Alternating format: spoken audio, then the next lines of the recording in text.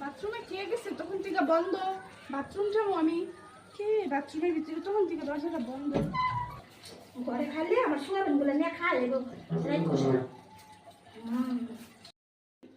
তুমি বাথরুমের